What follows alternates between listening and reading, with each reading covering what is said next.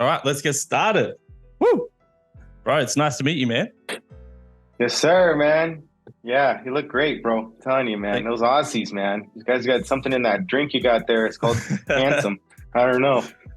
Thank you, brother. So whereabouts are you located, man? What was that? Whereabouts are you located?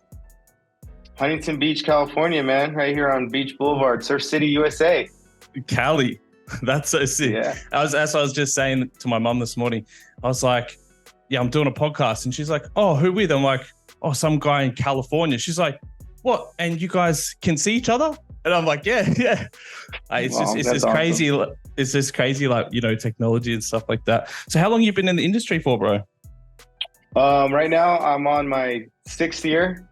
Holy. So, yeah, I'm on my 6th year. I was trained. I know how many years I've been in it because I got my dog literally the week I got trained. Oh, yeah, shit. So he's on his 6th year. So that's, you know, and I was trained out here in Hollywood by a famous guy. You know, I was barbering at the time, and I'll never forget it. You know, my mother is very well in the business, in the beauty industry. She knows the latest trends. She's owned a hair salon down here in Newport Beach for, you know, over 15 years and stuff like that. And she's always known like the next big move in the beauty industry. Yeah, and she saw everything that was going on with the microbladers and everything that they were doing and the evolution of microblading. And believe it or not, she came across SMP. And she was like, you need to do this. And I was like, that's a hoax. There's no way that's real. Mind you, I was already a barber of like 7, 8 years by then. And I was like, that's not going to work. You know what I mean? Like, there's no way. She's like, look, why don't you just go to training? If it doesn't work out, you know, we'll pay you back, whatever, Went to my first day of training. So she put you into it, basically. Yeah, it fell in my lap. Wow, that's crazy. Yeah. She holds it over my head too. Trust me. Oh, she can, bro. She can. She can. So I went to training, first day of class, and the guy I trained with, he was a really good artist. And he goes, all right, you're gonna watch me. I'm gonna work on this person right now. And this guy came in. I watched him line him up and he finished. And my jaw hit the ground. You know what I mean? My tongue rolled out. Like, what the hell did I just see? You know what I mean? Wow. Like, I can't believe this is insane. And so that was the beginning of the journey for sure. But at the end of the day, you know, I was fortunate enough to be a part of like the early jump at it. You know, for sure. Back then it was big wasp needles. You ever use a big wasp needle, bro? No, bro. No. That's what I was going to say to you, bro. Like 6 years seems like a lifetime in SMP. It seems like I've been in it for two and a half coming up. And even that feels like forever. I think, because especially in Australia anyway, it's so hard to get started and so hard to get established.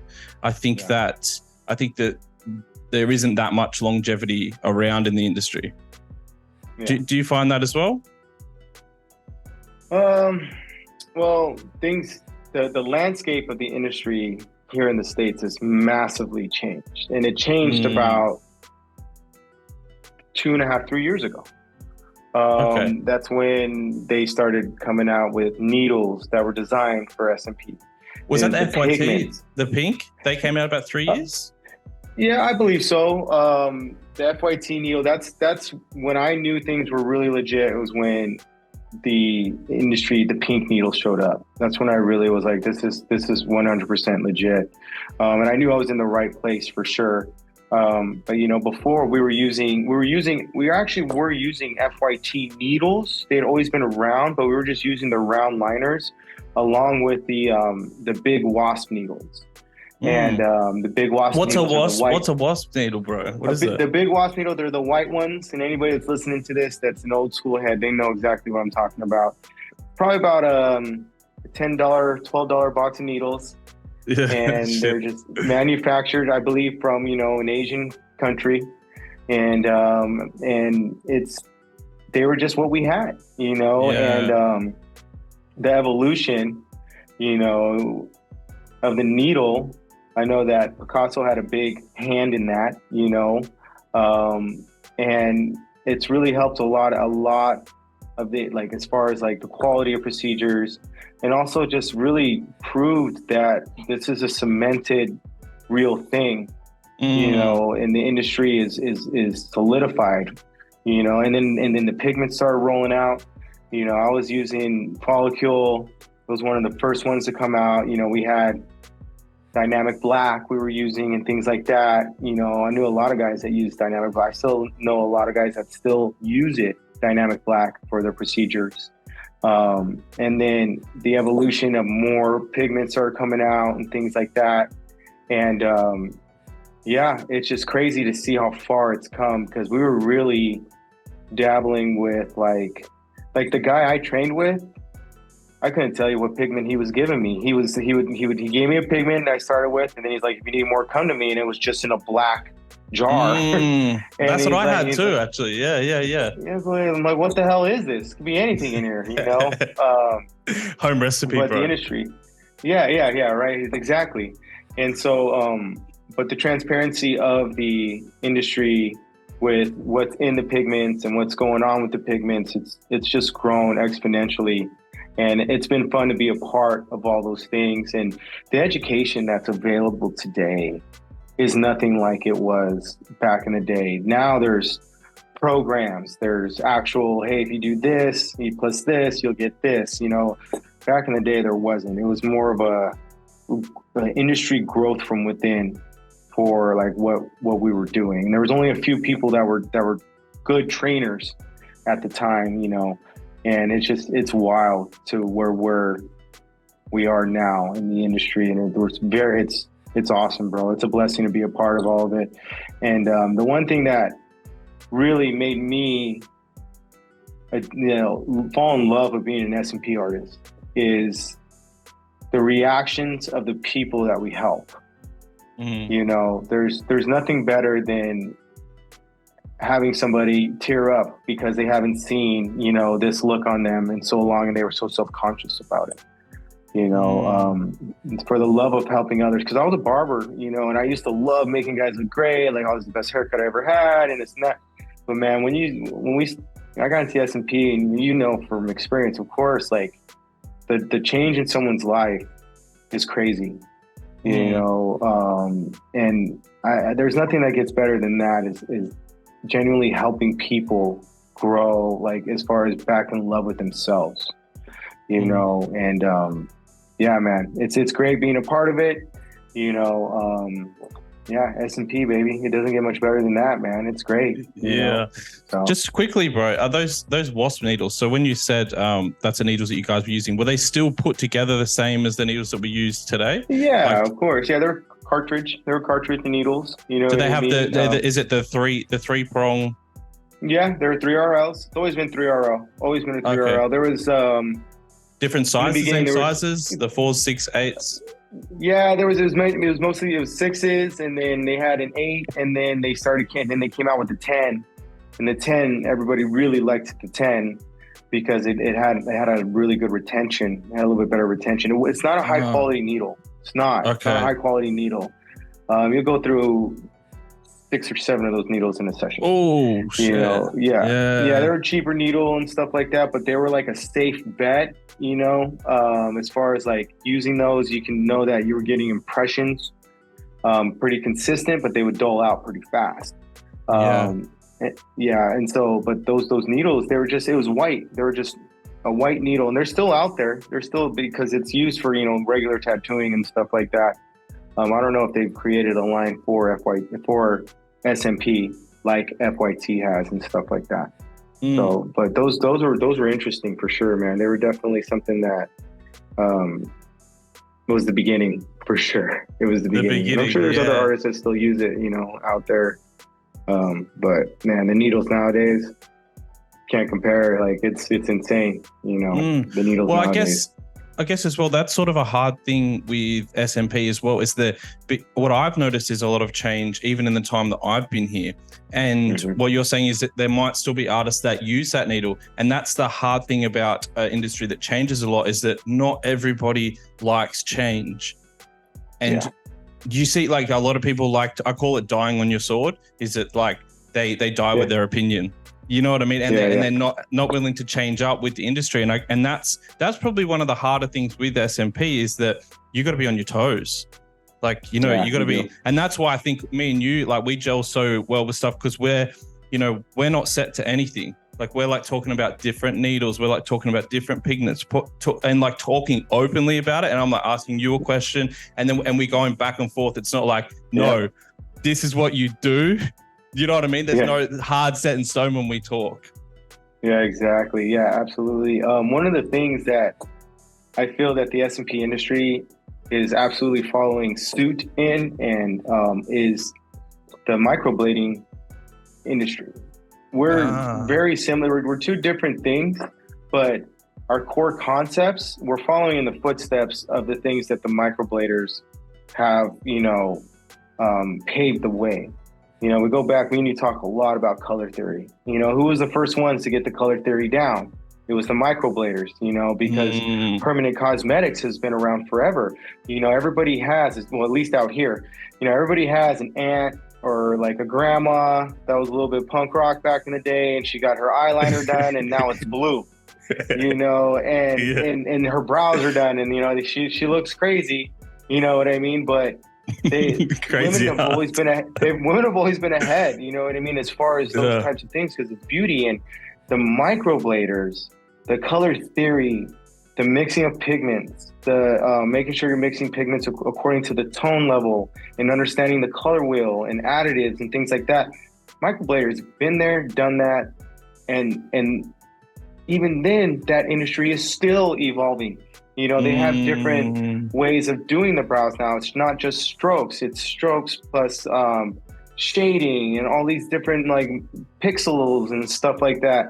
And I really do believe that our industry, we already see it. There's a lot of people doing strokes and things like that. I think it's just going to continue to grow and evolve, whatever it may be. Where do you think that goes, bro? I don't know. It could go anywhere, who knows? I know that there's all kinds of things that are being created, different types of machines and stuff like that. I already know of numerous types of machines out there that are trying to simulate what we do, but on a faster scale. Everybody loves a good shortcut. But I see it, and sometimes I'm like, okay, that could work. It could work. There's this one machine out there I've seen, and a lot of this stuff is in Korea. Shout out to all my Korean, SMP family. Oh, yes, they're innovative. They're innovative, exactly. It's huge. It's like as wide as your cell phone, and it had the needle in it, and it was going back and forth. Yeah, I've seen that. And they were taking that and they were running it along the women's scalps, and it was. Now, for me, it's a little too linear. Yeah. But they're on to something. They're on to something. Yeah. They're on to something. Well, everything's crazy until it works, right? Exactly. Yeah, exactly. So I do believe the evolution, it's still going to go. I also think like there might be a day where, we live in a really crazy society nowadays, very loud, a lot of people doing wild things, more than ever, people have their face tattooed, it's just absolutely crazy. You know what I mean? Right. Yeah, dude, you need to get a good one, right underneath the eyelid right here. Mom. Not happening. Mom. Not happening, bro. Not happening. Not for me. But like, I have like crazy, like what if one day some stinking crazy kid shows up and he's like, I want bright pink SMP. You know what I mean? Like type stuff. Like who knows? Like, dude, that's not even a crazy idea, to be honest. Like if you think about everything that's going on in the world, like that's a possibility. It's expression, of who you are as a person. Hey, Like, I don't know, somebody's gonna come and ask for the rainbow. You know what I mean? Like all the way across SMP. You know, anything could really happen, man. Anything for sure. But you know, it's not this. We're definitely at a really strong point that's really creating like the super strong foundation of what we do. It's really just on us as a community and artists to be honest in what we do, to be consistent in what we do. I heard a great thing. I was at the SMP Expo in Tulum, and one of the speakers there said, you know, we're on the cusp of mainstream explosion for what we do. I agree, man. I agree. You know, we're on the cusp of it. It only takes one or two big time celebrities to get it done. And everybody's like, what did that guy do? I want it. You know, it's one of those things. So, but when that happens as a community, we have to be ready for that. We can't be having these quarrels, these beefs, these I'm better than you, you're better than me. We need to be completely solid as a community for that mainstream explosion, not only like as amongst each other with love, but also consistency with the work that we're doing, you know. And it's one of those things. It's like, okay, so how do we become that way? You know, it's a couple of things where some of us, you know, we have to put down our pride and, you know, and actually grow with others. And then another, you know, the root of it is back to education. You know, and how we're educating people and how we really invest into these educated students so that when that does happen and somebody goes to them, you know, that they have the full understanding of the level that they need to be at, the sensitivity of the projects we're doing, and, you know, really understanding that, you know, they need to execute it fully and properly, you know, and this isn't, everybody's going to grow, but I do believe when it comes to the education aspect of our industry, we really need to care about our students, care about their success in it.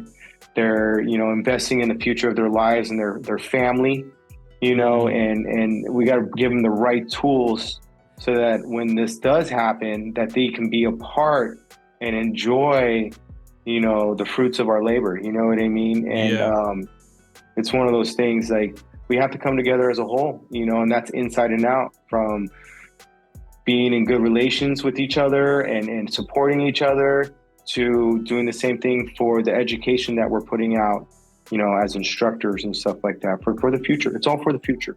All of it is. Yeah, I just had a good thought with that. I thought, like, when you get a student coming to you, say your business, and then they're investing money with you, but in reality, they're really in an investment to you as well, because they're now becoming a part of SMP. And the better that they do, the broader audience that they reach, that also directly affects you in the future. This is what I don't know who I said this to, but I was like, I could be training that person who tattoos someone famous, then I directly benefit off of that. Do you know what I mean? Absolutely. And if you've taught them a good treatment, and they do a good treatment to that, say, you know, celebrity or whatever it is, then we all benefit from that. But then if I teach them badly and they have a friend who's a celebrity and then they butcher his head, we all detriment from that massively. All we need is one person to come out and say SMP sucks. Because this is what I'll say with SMP is like, if you're a barber and you do a bad haircut, someone goes, I got a bad haircut, I'm going to go to another barber. With SMP, they get bad SMP. They say SMP is bad. And it's like, do you see what I mean? Like it doesn't, I absolutely understand. It falls on everyone for some reason. And this is the only industry I've really seen this in. Because if you get a bad tattoo, you just go to a different artist. If you get a bad haircut, bro, you just go up the road. With SMP, it's like a lot of guys, they're done. Yeah. They're one and done with the treatment. And it's like, true. And that's what I'll say is that we're almost an investment. Yeah, back to community, bro. So spreading love, you know, I think, what are some other things do you think that we could do as SMP artists to create more of this community? You know, I see the SMP Expos. I think they're awesome. I haven't been able to afford to go to one yet, but those things are great. Those awesome, things are great. bro. Yeah. They're great, man. Yeah, That seems like a dream to me, bro. Honestly, they're real. It just lets you know they're real. I've been there. You know what I mean? Yeah, right. Yeah, and then those are great launching points for where we need to be. There was, like I said, there's the SP Expo, and the SP Expo, I've been to that one. There was another one that they held in Las Vegas. I forget what it was called. I know that one was a smash hit too. But from my experience, and it was great. When I went, everybody was super excited to be there. Yeah. Because we were all doing the same thing. You know what I mean? We're all a part of this community, of this thing that helps change lives. And I heard from some awesome artists. They spoke. And the best way to describe it is I went, made friends, and I got little gems from everybody. I got little gems from every single artist. Gave me a little gem, whether it be advertising, how they work, or how they do things. I got all these little gems. And it was crazy. And I basically had this bag full of knowledge that I got from all these different artists. And it was so filling, and it was great. So, absolutely, man. As soon as that, the next S&P Expo is supposed to be coming up, supposed to be in Los Angeles. And it's a great way to meet everybody. And then the growth there is massive. And, everybody in person, man, everybody's got, a lot of love for each other and stuff because we're all doing the same thing.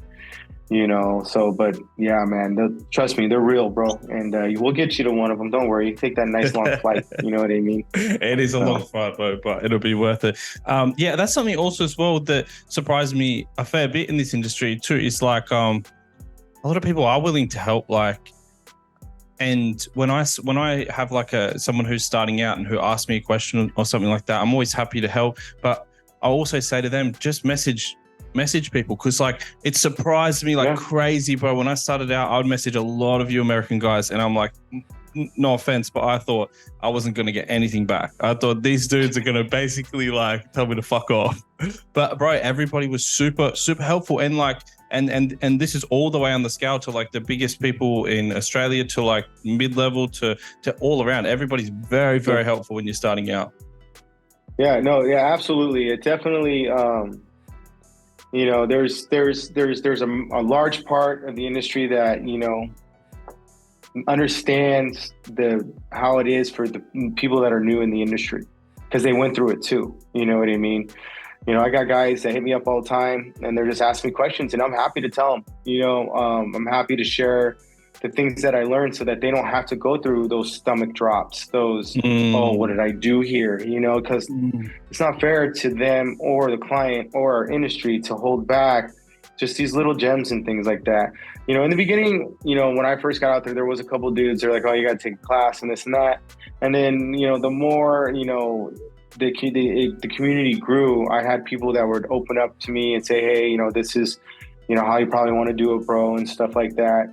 And so, and that has snowballed, in turn to where we're at now. And I do believe it's a good community. I do believe that people are willing to share advice with others and stuff like that. And it's just, we got to keep that going. We got to really have good, just good open arms to everybody that's new in the industry. We got a lot of people that are, taking classes because they want to do this, and they want to help others. And I'm telling you, you already know, there's nothing better than, helping people, with their hairlines, man. That stuff is just bomb, bro. It's the best. It is a good feeling, bro. I'm going to backtrack quickly. So when you were doing the pigments and you said that they changed, what was in the original pigment that you guys were using? So this is so this is going way back to like when you were just starting out. So the color theory wasn't prominent in the industry back then. Yeah. It wasn't something that was spoke about. It wasn't something that people did. It was something that down the road, because we had X, Y, and Z, as far as like, okay, some of these heads are looking blue. And people are trying to figure out, why are these heads looking blue? I guarantee you it was a microblader somewhere that was like, hey, knuckleheads, this is why it's blue. Okay. You need to neutralize those colors, the tones that are in the skin. So what year, how long ago are we saying that that sort of came about? Oh, I want to say neutralizers really became I want to say within the last since like maybe 2.5, 3 years, that's when neutralizers really became a thing.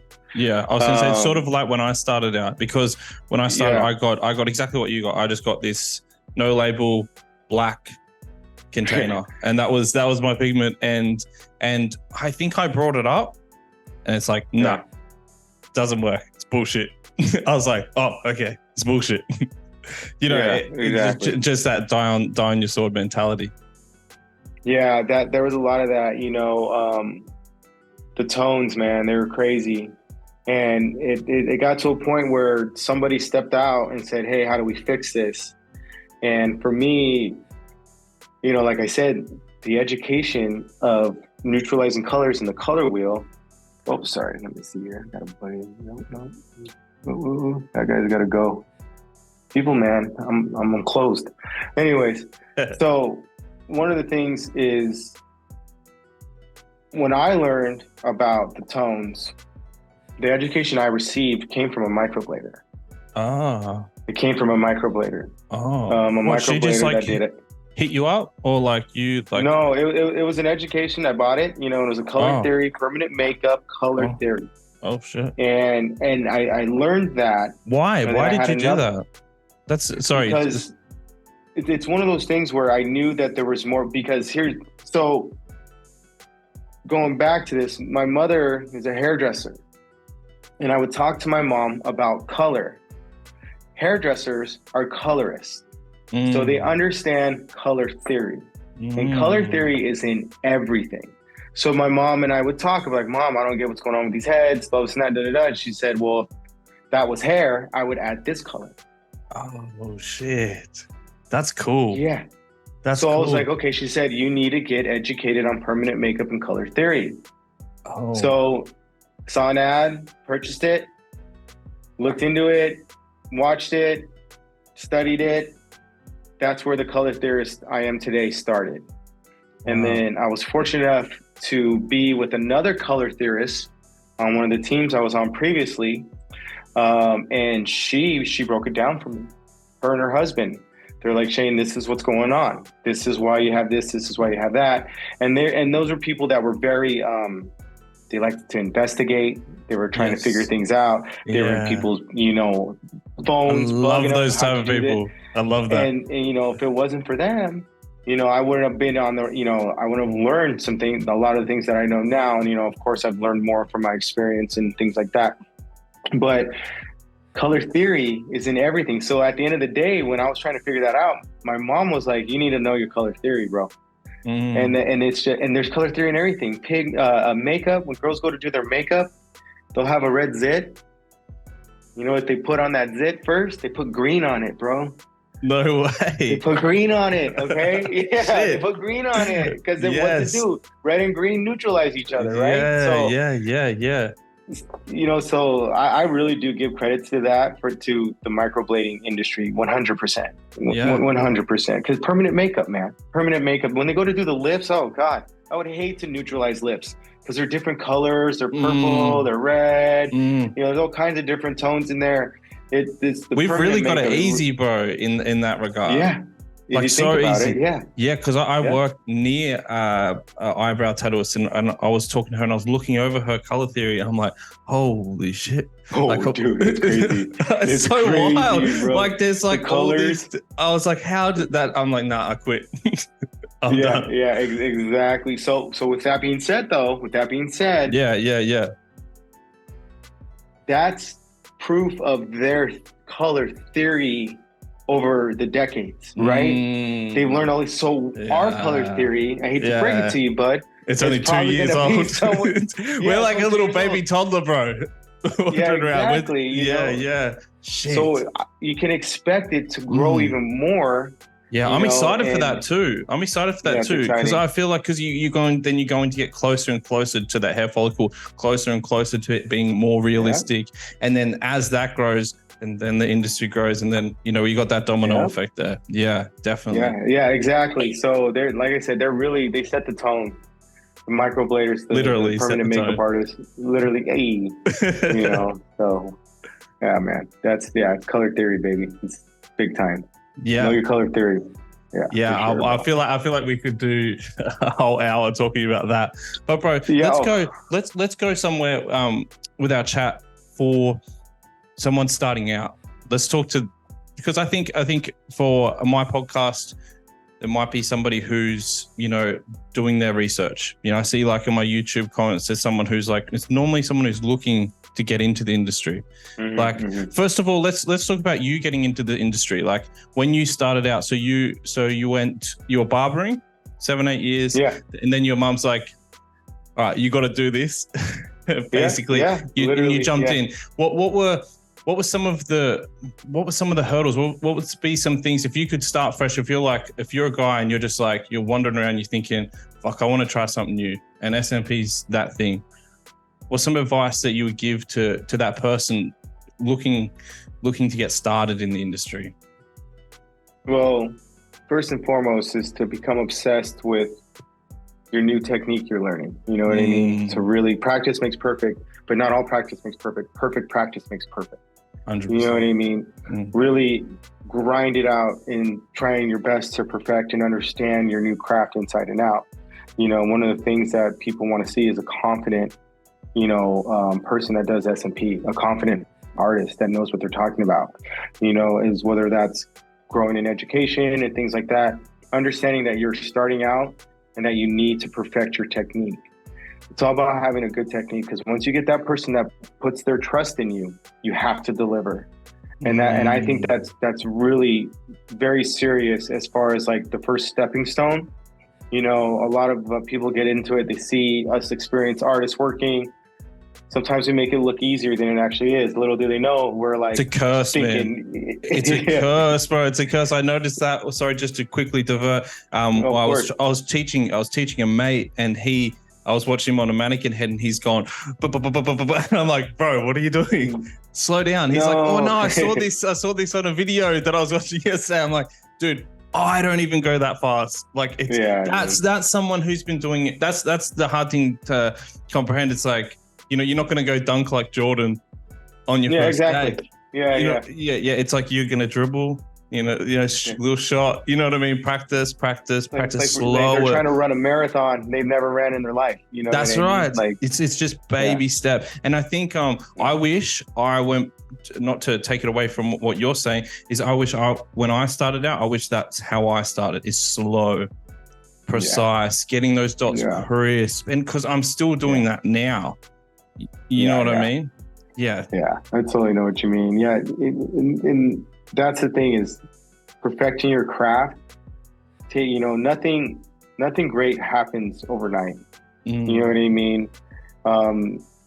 Nothing worthwhile happens overnight. You know what I mean? You have to put your time in. You have to understand what you're doing. You have to grow as an artist. You have to be a good artist, because once those people walk through that door and they're like, okay, I'll be your first model, you got to deliver for them. And most of the time, those people that are your first models, they're your friends and family.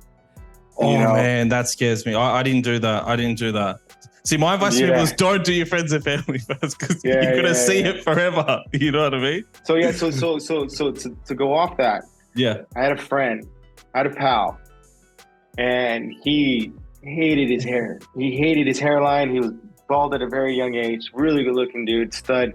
And he was desperate for anything. And I knew that he would want to do this. And I told him, I said, hey man, do you want to get this done? And he looked into it and he goes, oh man, count me in. I'm on board. How much? I'll pay anything. Do it for me, bro. Cause I was a barber. So he kind of trusted me and like things like that. And like, I had to sit down and like, look at myself in the mirror. Like, you are not ready to do this to your friend. Don't I sent him to my instructor. And he went to my instructor. Good man. And an arm and a leg, And I still see that guy to this day. The S&P's a little green, you know what I mean? But, it is what it is, color theory thing. It was old, and he just recently, about a year ago, he's like, hey man, he lives in Texas now. He's like, I'm going to be in town next year. He's like, can I get a touch up? And it's just crazy to have come so far. And he's like, and now I know I can absolutely deliver for him. You know what I mean? Hands down. And so, yeah, you definitely have to take a look in the mirror to see where you're at.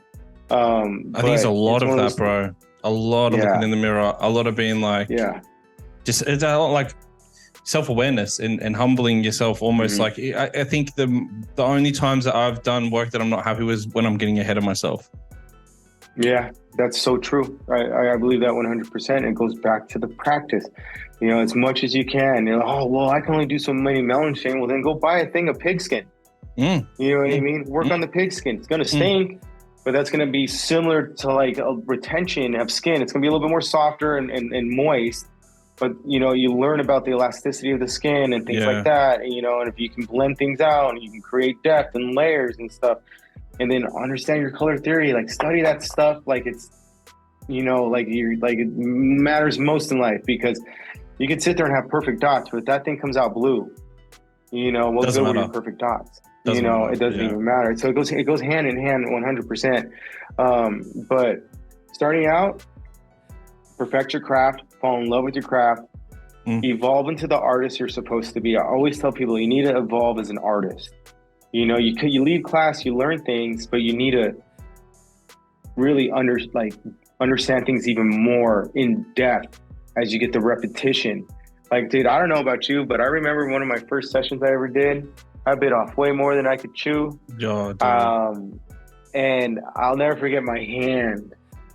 My wrist, my hand, everything, it was swollen. I was literally holding my wrist like this after I was done, because my wrist, this tendon was just burnt out, you know, and I had never done, and dude, it was like insane until like thinking 7-hour session. Oh my God. You know what I mean? I never worked that long doing that before. My eyeballs went cross-eyed, you know what I mean? Like it was nuts, man. I've been through hell. I did definitely come a long way, you know, but I would never have my student do that. Overextending themselves. I always tell them, don't overextend yourself. It takes another session or two. So what? Bro, this is what I don't like seeing, is it 3 sessions and that's it. It's like, bro, I'm not even doing it in 3 sessions. What? How is it? I was someone who's picking up a machine for the first time ever going to finish a treatment in 3 sessions, and those sessions being 3 or 4 hours. Like crazy, man. There's no 3-session police walking around. You know, no. Excuse me, just take 3 sessions. No, you're horrible SMPR. Nobody said it takes. Who's the person? You know, we can get it done in 3. You know, we can make things look good in 2. But these are experienced artists with a lot. You know, they have the endurance. They have the eye for it. They, you know, all those different things. It's got to be done in 3, bro. No, it doesn't, dude. Nobody said it does. You know, and I'll tell you where I think that comes from. Oh, sorry, just quickly. I'll tell you where I think that comes from. I think that comes from somebody who is training, who's worried about not making enough money off of their student. Yeah. I think if they're saying 3, they're not saying that the student needs to do it in 3. They're saying that that's all the time that they're giving them to train that person. Do you see what I'm saying? Because they don't understand. Like, that's what I see a lot with training. That is probably one gripe that I have against people training 3 sessions is that your student's not going to finish it in 3. So then what? No. Yeah. Then what? Then it's got to be until the job's done, and until the job's done and it looks good. And if it doesn't look good, then the student comes back. You know, you're going to keep going until, or what if the student's not confident after 3? What do you do then? They've paid their money. What? And you're going to let them go? And just let them fail. You know? Yeah. Well, that's. Yeah, we're getting into like a whole other subject with that, but I think that's where that 3 comes from, is that it's the amount of time that they're willing to spend with someone, because that's how much money they've allotted to that person. Yeah, totally. You know, when I was in barbering school, I went to barbering school for a whole freaking year for 8 hours a day. Okay, that's crazy. That's so for crazy. Cutting hair. Yeah, right? And how long was your SMP course? 3 days. You know what I mean? And I didn't get a live model. Okay, so it was really rough. You know, that's wild. Then, we have that here. We have that here. 12 months, bro. Barbering course. Hair grows back. Gee. Exactly. So, and when I was used to cut hair, man. At my peak as a barber, I was cutting hair. I was doing skin fade, all that stuff, textured, all that stuff, haircut. 20 minutes, peak barbering, peak. You know, the guys were leaving a little fast, bloody, bro. but they looked good. You know what I mean? But in barbering school, bro, hour and a half. And it looked like crap. You know what I mean? Yeah, like it looked horrible, you know, like, and so taking that retrospect, you know, like, okay, that's barbering. Would you say a haircut, you know, in S&P, you know, which one's going to be harder and which one, you know, do you have less room for error on? And everybody's it's going to be S&P every time. Of course. It's permanent. You know, so we have these educations, it's 3 days, 4 days, some people and stuff like that. And then we're kind of just throwing, you know, the students to the wolves. And that's why I believe in extended education. You know, I'm getting ready to have my first ever student workshop where, you know, my students they're coming back and we're going to work on a model together. We're going to see where everybody's at, what everybody's, you know, because we owe that to them. Bro, you're weird. Why do you want to see your students again? Yeah, exactly. Oh my God, they're not going to give you money either. Oh. What? Bro, you're crazy. What are you doing? Yeah, that's the thing is like, you know, we got to make this a staple for education. You know, we have these serial educators out there, you know what I mean? And we need to stop it, you know, and because that's the future of the industry. But going back to starting out for these students, you know, it goes down to, you know, who are you going to pick for your educator? Yeah. You know what I mean? Is this somebody that genuinely cares about your future? Or, you know, because when I was in barbering school, the teachers I had in barbering school, they were people that actually cared about how I was going to do as a barber, you know, and people that I still think about to this day that showed me these different tips, these different techniques, told me these different things that I'm going to run into, that it happened. And if it wasn't for them, I would have dealt with some serious awkward situations or bad dealings, you know, as a barber when I was, you know, barbering. So it's trying to implicate those things, that type of dynamic as far as the education into S&P. And it sounds like, bro, you got love for them as well. Like the way you're talking about it.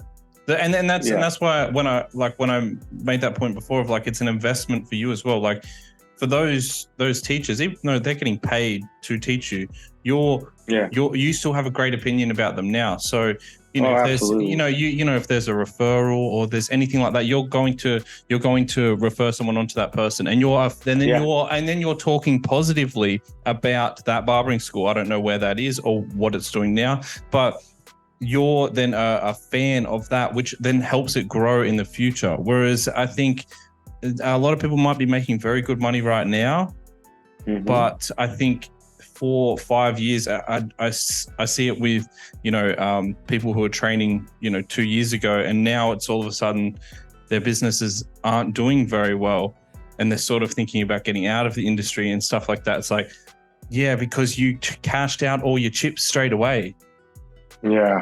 I think if we're patient, like you said, like all it's going to take is a couple of years and some celebrity or something to get it done, and then this is going to take off. And we need to be in that right position for that to take off as well.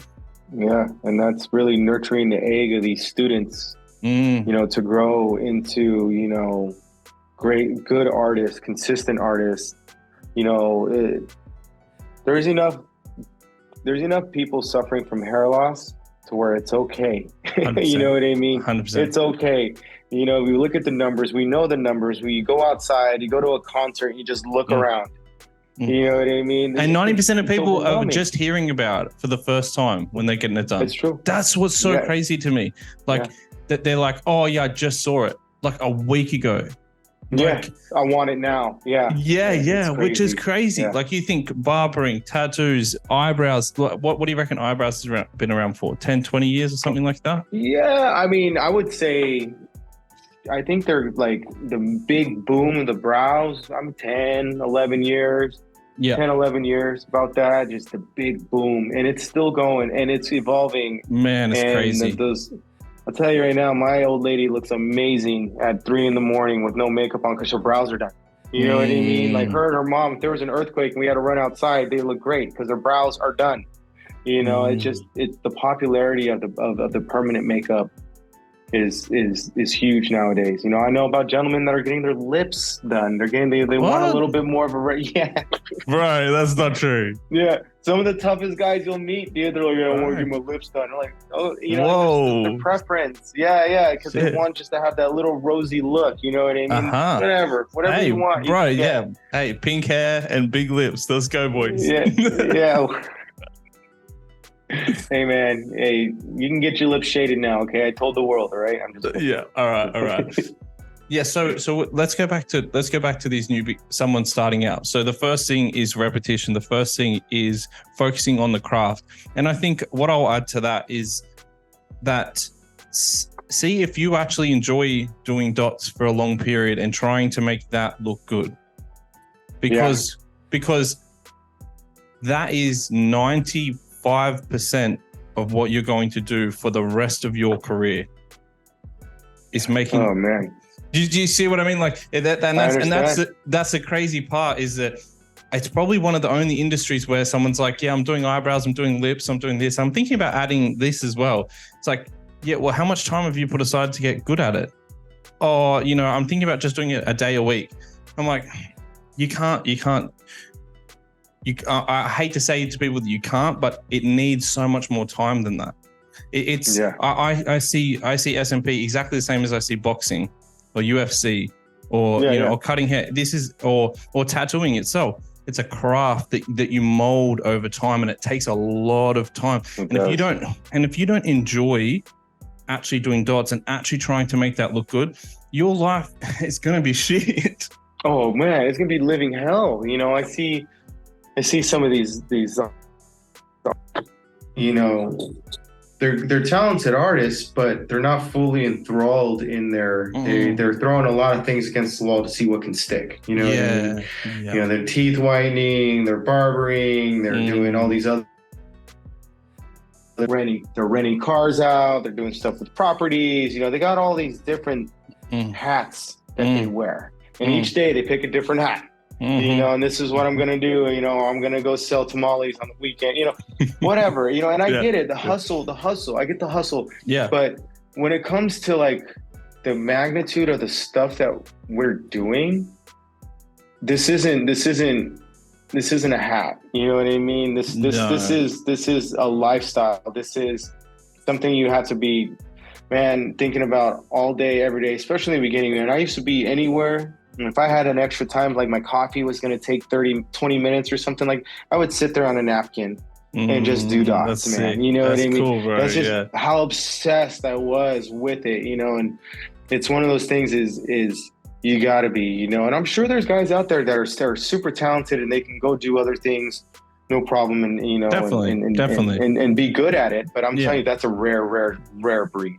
For sure. You know, it's a rare breed. So if you're going to be in something, be in it until you think you're perfected that craft, and then go ahead and move on, bring something else in, you know, but always, you know, maintain, you know, the humbleness of growing in what you already know, because it's always evolving, like we said. You don't want to get stuck on that sword. But, you know, for me, it's you got to be, like I tell them, like, it's going to take a little bit of time, because, you know, you got to get good at this, but you also, like, you know, I got guys that come to me, they're barbers, right? So they're cutting hair, and then they're also growing as SMP artists, you know, and put in that extra time, you know what I mean? Instead of going to that game or going to go hang out for that movie or whatever, you stay home, do freaking 2 melons. You got to understand how hard that's going to be. Yeah. And that's tough, man. It really is tough. And some people, you know, you might not get a lot of support in the beginning, you know what I mean? When I first got into it, man, I had some of my closest friends laughing at me because I'm like, hey, this is what I'm doing. They're like, what the hell is that? You know what I mean? What are you drawing skulls on people's heads? You know, people were sending me pictures of Post Malone with the barbed wire on his head. They're like, is this what you do? I'm like, okay, funny guy, you know. Now, guess what? They don't have hair, okay? So, you know, it's one of those things that comes around. But not everybody's going to be, you're going to be like, oh, what are you doing now? Like, I'm doing SMP and, you know, I'm doing hairline tattoos. People within the beauty industry are going to know what that is, but, you know, your neighbor might not. You know what I mean? They might be like, oh, that seems kind of dumb. You know what I mean? Or they might be like, what is that? You know, and you tell them, this is what it is. This is how much it goes for them. And they kind of frown upon it. You got to dig. You got to look past all those things, you know, and really know that you've chosen, believe in what you're doing, and really push forward through whatever it takes to get to that point. You know, I've talked to you about it, and that's, you know, I live and die by the Mamba mentality of Kobe Bryant, the late Kobe Bryant, rest in peace. And it's one of those things where every day you live to be a better version of yourself in whatever it is that you're doing. And of course, that can be anything, as a husband, as a, you know, as a father, you know, as an S&P artist, as a barber, you know, you could be working on cars or anything like that. But every single day, we have to strive to be better than oneself the day before. And I truly believe in that, especially with S&P. You know, never satisfied, always growing, you know, stay hungry for, you know, the next level of whatever it may be, you know, and that's how you really should approach S&P. You can't just sit and be like, okay, that's good enough. Yeah. You know, you gotta really, I tell you, half the time I look at my work, I hate it. We've talked about this, you know. That's crazy. That's crazy. You know, and and that's where I hold myself, is always got to get better. We always have to try our hardest to be better the next day than we were the day before. And we're not talking miles, we're talking steps. You know what I mean?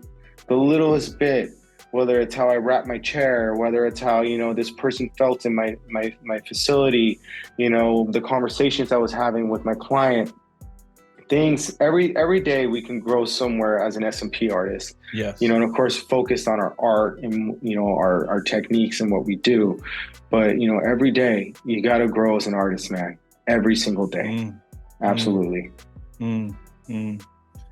Yeah, I think it can't be a hobby. I think the price is too high.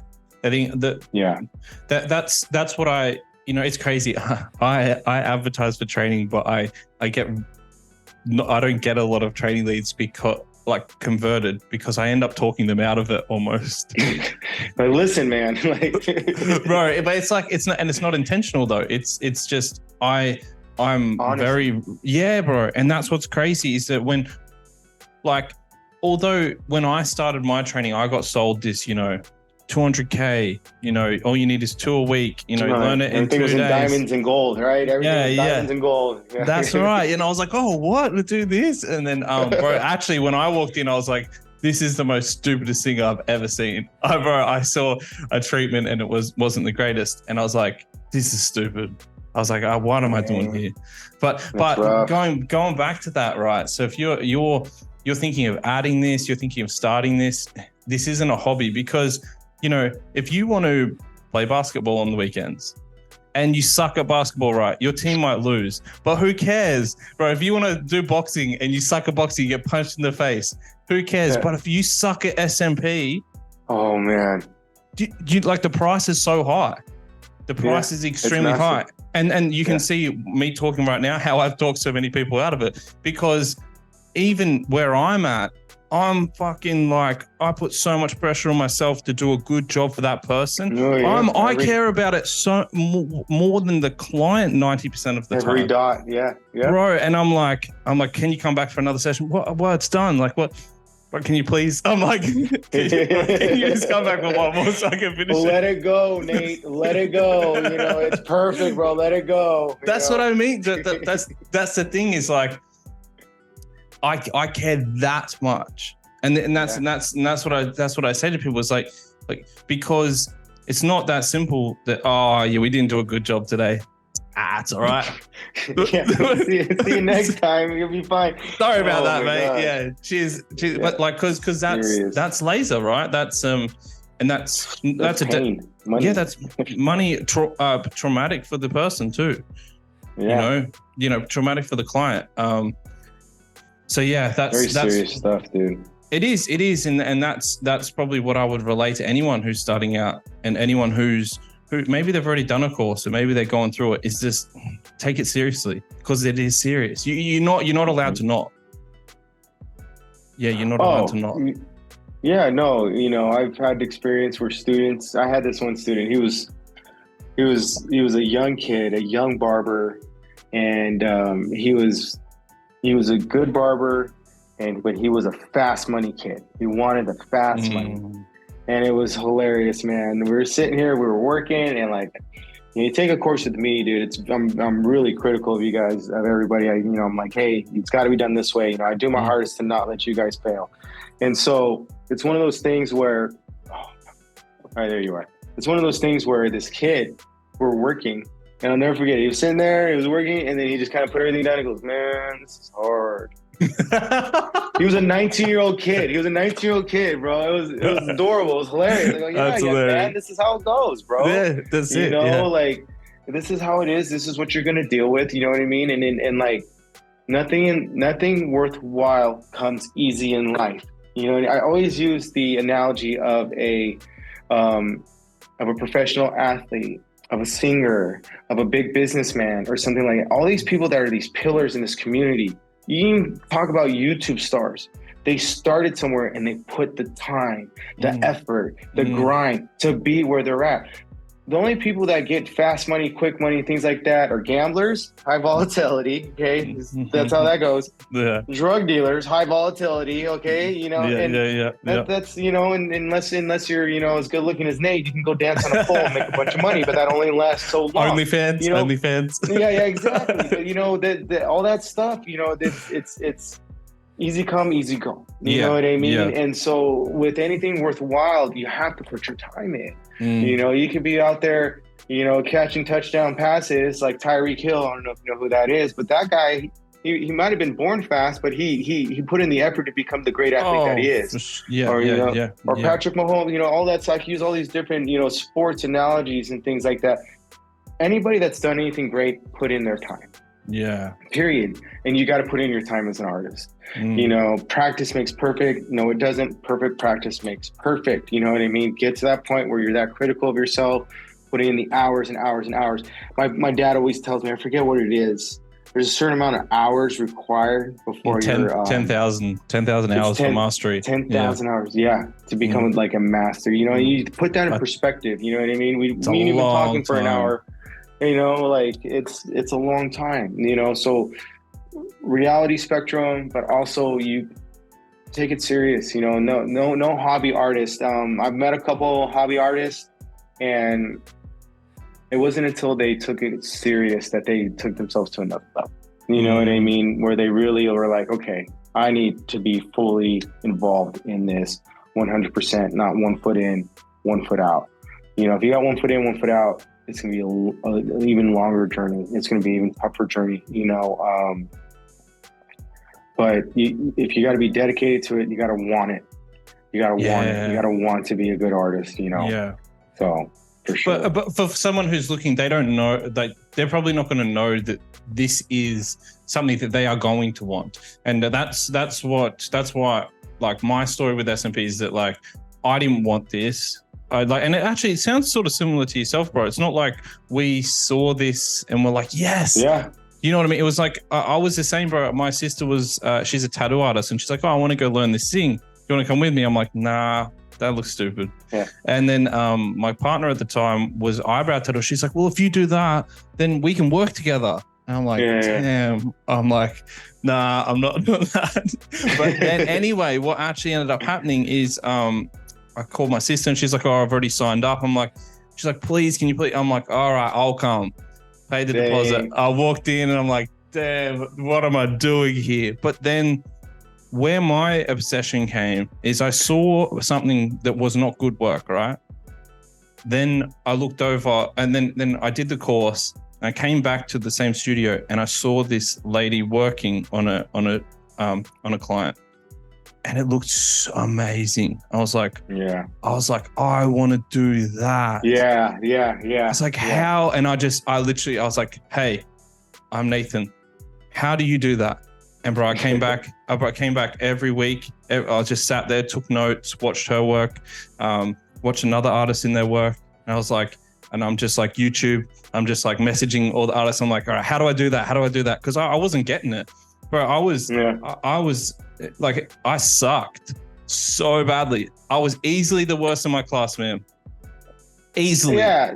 Well, what your background that you came from, mind you, you went to class with a microblader And then your sister who has worked with a machine and does tattoos and stuff like Bro, that. she aced it. She aced it straight away. The only thing you ever picked up was like a dumbbell. You know what I mean?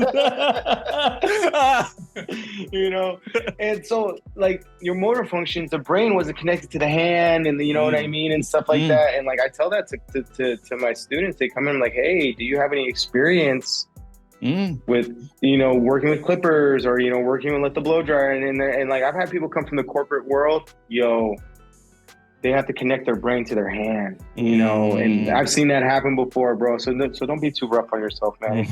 You know, I'm sure you had those big old guns, you know, you're holding that machine with those big old biceps. Bro, that's what I say to people. I'm like, if you're looking at your artist and he's like a big bulkhead, he's probably not going to be great because it takes a fine touch with this stuff. Yeah, but dude, there's some giants out there, dude, that do great work, man. Like 100%. Like guys like, you know, you're a sexy beast and everything like that. But like, there's some dudes out there that are like heavyweight, big ass dudes, and they do great, clean work, man. Love that. They're all, you know, sticky, huge, you know what I mean.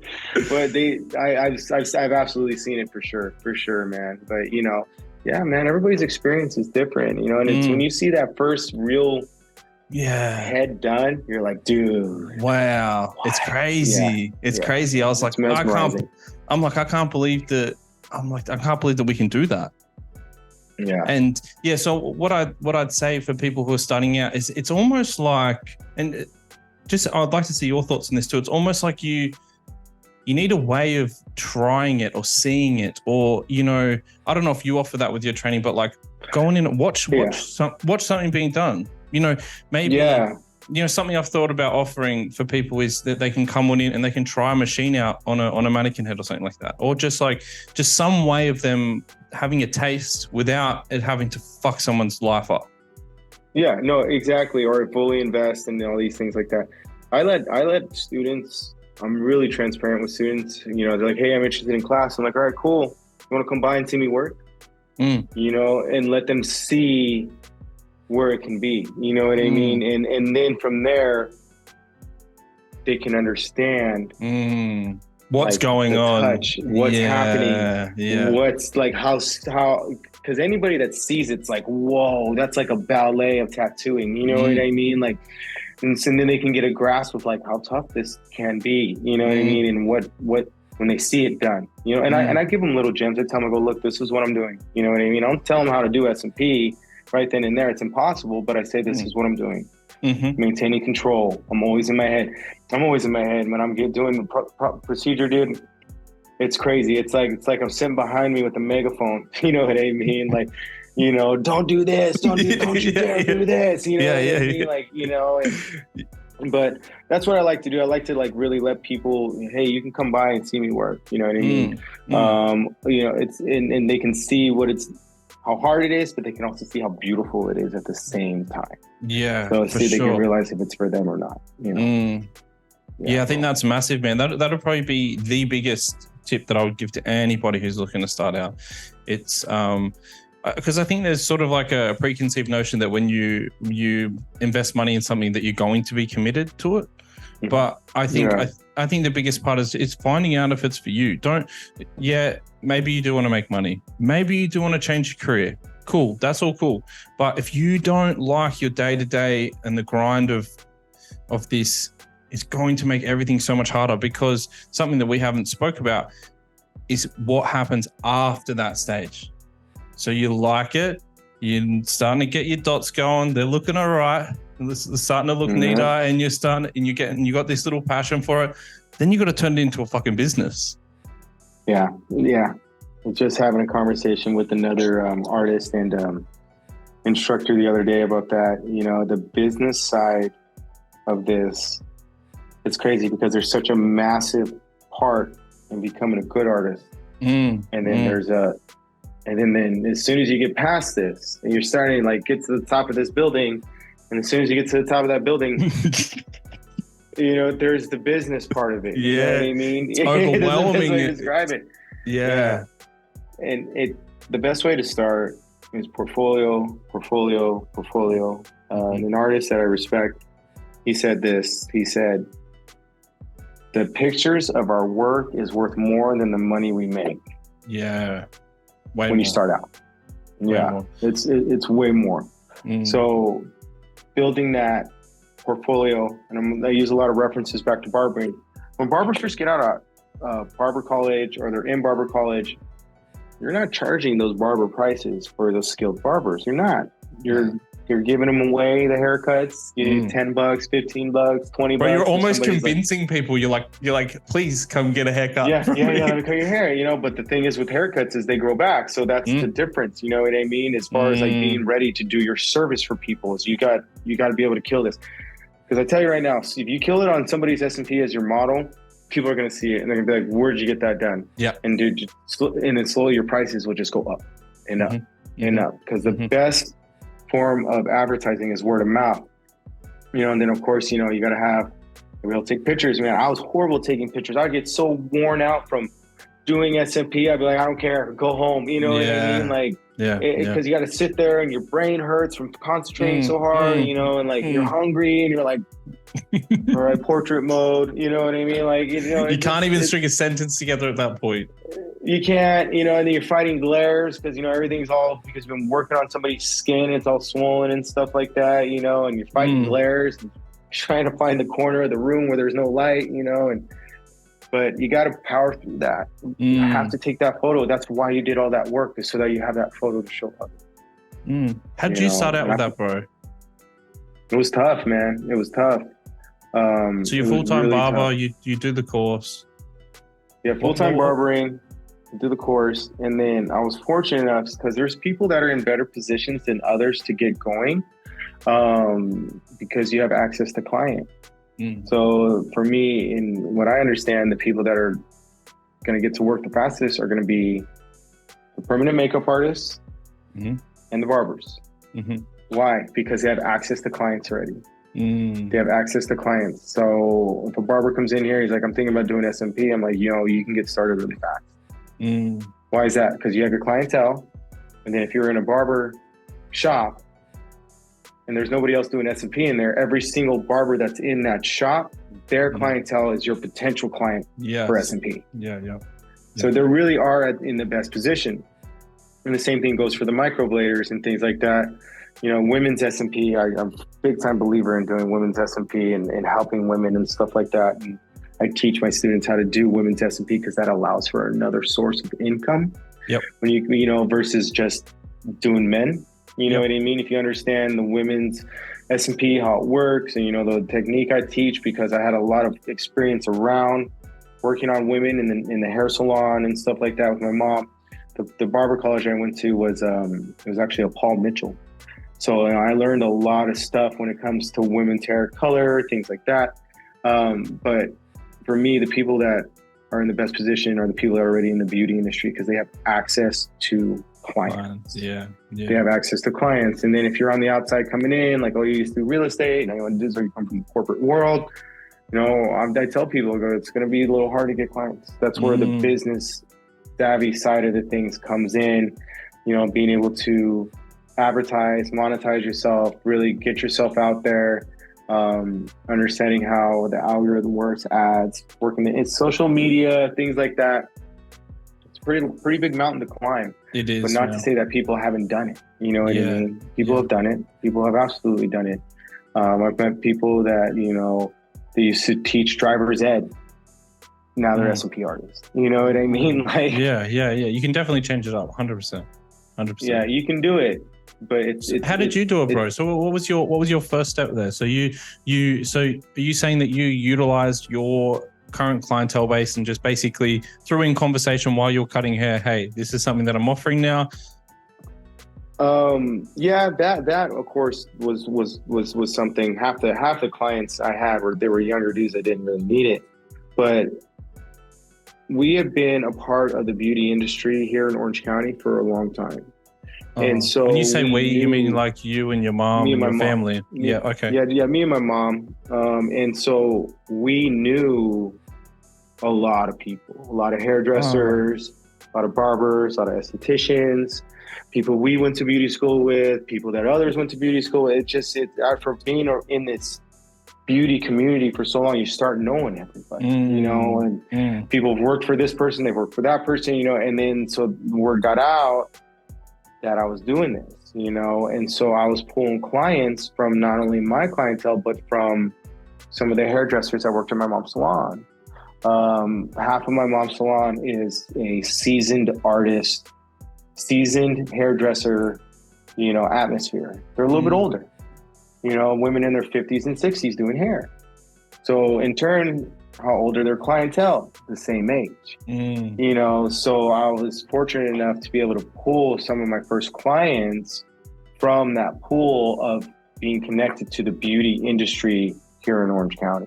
Okay. And are you charging them at this point, or are you doing... I was charging them, yeah. I remember the first client I ever did. What was your work like back then? Did you find that you took to this pretty quickly, bro? Or no way. No way. No way. The education I got, it wasn't as good as education is now. And I didn't get a live model and stuff like that. I remember the first time I got in the head, and I started doing my dots, and I thought I was my trainer, and I was like, what did I get myself into? Like, it was horrible. But I was charging people decent rates. I mean, the very first person I ever did, and I do believe this is a lot of people in the industry, the first people you're going to work on sometimes will be women or filler treatments. Because women are the first ones that'll try something new in the beauty industry. They really are. And then, mind you, this is 6 years ago. So I worked on a woman and charged her $1,500. Jeez, that's good money. And I'll never forget, I was sitting in that, somebody was like, Shane, my client wants to talk to you about what you do. And this woman had already had a hair transplant. So she was struggling with hair. Yeah, women's hair transplants, a thing, bro. It's a thing. Jeez, gnarly. I didn't even know. Yeah. Oh, yeah. And so, big time. And so she said, hey, the hairdresser told me what you were doing. And I said, and I explained it to her. She goes, okay, how much? And I'll never forget, I was sitting there in that chair and was like, tell her the price. And like I'm in my head telling myself, like, tell her the price. And like, dude, I literally had like just, and I said it and I was like, $1,500. And she's like, okay. And mind you, I live in an area, it's a little bit, there's good money in this area. You know what I mean? Okay. Yeah. There's good money in this area. It's hard saying the price, though. I still struggle with it. Yeah, and so, I know. It's just, and she paid it, and it looks good on her, and but that was really the beginning, bro. You know what I mean? So you're just word of mouth from the get-go. So yeah, it was word of mouth, and then it was word of mouth, and then we kind of had to evolve into like the social media and everything like that and stuff like that.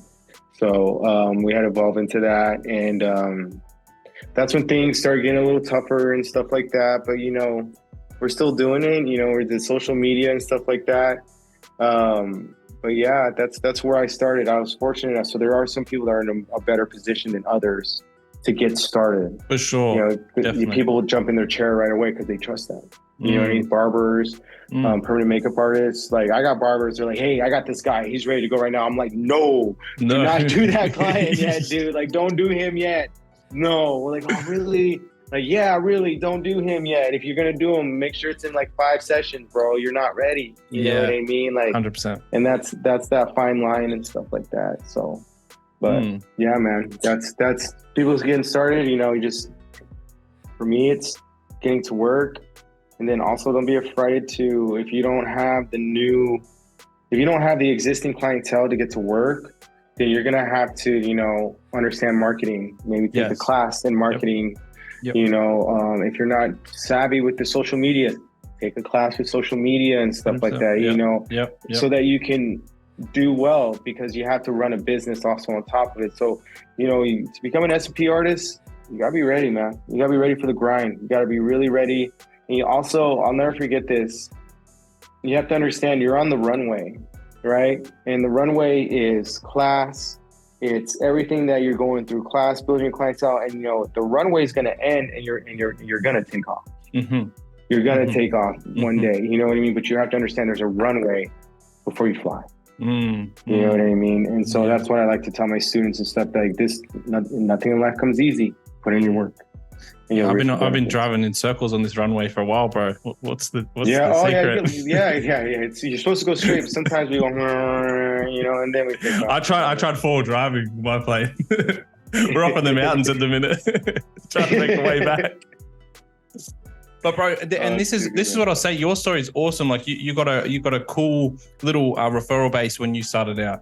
And I think that everybody's story of starting out is going to be different, but there's the pros and cons to all of it, right? Like you got your first taste of almost like word of mouth referral and how that's going to work, and you probably you got maybe paid early for SMP, but I think that someone who doesn't have that, who is starting out, that just means that they got to put on their other hats earlier, and they got to start learning. Exactly. And this is what I'll say is if you're looking to start out, or you're struggling to go full time, you've got to wear all the different hats in your business. And I think obviously the first one is you've got to be the artist. If you're not the artist, that's the first domino. You're not the artist. Maybe you can employ the artist, but you don't even have a business. So that is a must. Next one after that, I would say would be branding, marketing. So you got to have like yourself, because that's the difference between you and everybody else, is that they're getting their treatment done with you. So branding, logo, marketing. Then you also, is the dirty word, but you have to be sales orientated as well. Now, sales sounds like a dirty word, but if you can't talk to people, if you can't talk to them about their treatment, you can't book them in, you are never going to have any clients. You can't, if you can't pick up the call, make the phone call, get back to the client, talk to them, and then book them in, then you're not going to have any clients. And I think true, bro. Those are the three hats that I can think of at the moment. But if you're an SMP artist and you're looking to start into this, you can't not wear them. I see a lot of the time when people are starting out, they're trying to not wear one of their hats and pay for that service straight away. But I think, we've talked about marketing before, and you're doing your own marketing. And this is what me and Levi talk about all the time, is that everybody should try doing it themselves, because you're not going to be able to pass that hat off to somebody else if you have no idea how to do it, right? Exactly. Because you need to be hands-on in your business. And this is the thing, if you pass your marketing off and then to an external service, and then it doesn't work, but you don't understand why it doesn't work, then you're stuffed, and you're going to keep, and that process is going to repeat itself. And it's exactly the same with sales. If you want someone to do your bookings, you need to know how you like it done. You need to have a process of talking to bold people, and then perfect that process. Yeah. Absolutely, bro. I agree. I like the way you put how everything with that, the logo and creating the business and things like that. Those are things. Those are real things that you have to consider and create and things like that. Because then, who are you in the industry? You have to identify, create an identity within the industry. Brand yourself, market yourself, and man. There's all kind, and it's good. It's good to see that the industry also is evolving in the advertising aspect too, giving people options and things like that, as far as like having other marketers help you and stuff like that, people that can come in, grow your clinic and stuff like that. That's another thing that really, I think, makes us like, this is a legitimate industry that we're in, and it's just going to keep growing from where it's at. It's crazy, man. It's crazy. It's crazy. You Americans, bro, you Americans are crazy. Like, me and Levi look at it all the time. Oh yeah. I mean, general, but, but I mean, like, because the population's so dense in America, and you guys are so many. You guys are ahead of us. We've just about everything. Australia sort of follows suit with a lot of industries, and it's definitely happening with SMP. And when we look at like how, because with Levi, we can look at what marketing each company is doing. And like, I looked through basically everybody in America. I love looking at different artists. I love seeing what they do. I ask you a lot of questions. I love talking SMP with people. I love chopping it up with people like that. Cool. But it's crazy, how little Americans are marketing for SMP. in Australia, we would probably be marketing more because we have such a small population. So what I think about is like, holy shit, if these dudes, they're all, a lot of you guys are making a lot more than what we would. I'm like, if those dudes paid for the marketing, that's going to triple the amount of people that see it. Then the whole, then Australia is going to follow suit, and then it's going to be popping, and then everybody reaps the reward of that. Yeah, no, definitely, man. And through that, S&P will grow in popularity. You know what I mean? That'll help like really launch into another atmosphere. So it's just great to be a part of it all. Can't wait for the next 6 years. You know what I mean? Yeah, it's going to be so much fun. There's so many things, man. So many things. Yeah, right around then you should start, aging, I think. You know what I mean? Maybe a couple gray hairs here and there. You know what I mean? Bro, definitely doing S&P. Definitely. Yeah, man. I've gotten a lot more gray hairs since I started doing it, man. That's for sure. But it's worth it in the end completely. So yeah, and I've had guys, bro. I've had guys message me, and they've pulled the pin on S&P, right? And the reason they pulled the pin is because they were so worried about the treatments that they were doing. Like it was stressing them out. How crazy. And I see your reaction already, and I'm like, bro, that is so good. I'm like, that shows that you really care. I'm like, you need to stay, bro. I'm like, don't leave, don't quit. I'm like, the fact that he's like, bro, I didn't sleep last night because I did like these dots out of place. And I'm like, bro, don't go anywhere. We need more like that. We need more people like that. Yeah. That's that, and because that shows that you care, and that's what I would say. You can't train someone in caring. It's true. It's true. Yeah. Yeah. It's that's so true. Yeah. I've been there. I've trained people, and like, hey, this is really serious. They're like, yeah. You know what I mean? Like, dude, you can't. This isn't a haircut. This isn't. Like, yeah. Okay. I'm like, so it's carrying really plays into it well, bro, for sure, man. For sure. Definitely, bro. Bro, do you think that this ever goes away? No. I don't. I think the sky's the limit. I don't think sky's the limit with S&P. I don't think we'll ever run in. No. No, I think there's things that may go down as far as like how busy it is, like, education on such a high volume with the serial educators and things like that. Yeah. I think maybe education might take a dip, you know what I mean? Because it's just like boom, boom, boom, boom, boom, boom, boom, you know what I mean? Full classes, 25 students here, 15 students.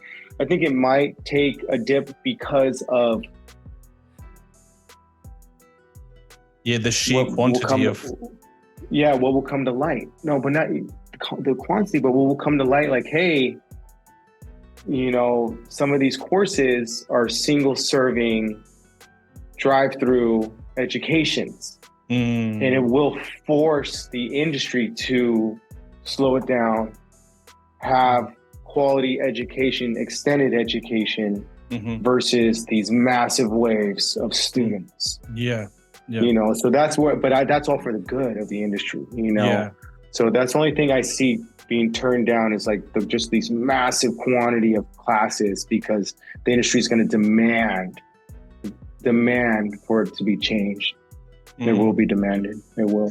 Yeah, I was just thinking as you were saying that, I think a good shift that might happen there too, and it's something I've thought a lot about, is almost like free education. I think that's going to be a big pivotal point in S&P. It's something I've thought about doing, and I try and do it as much as I can, is just putting out free, helpful information to. I'm right there with you, man.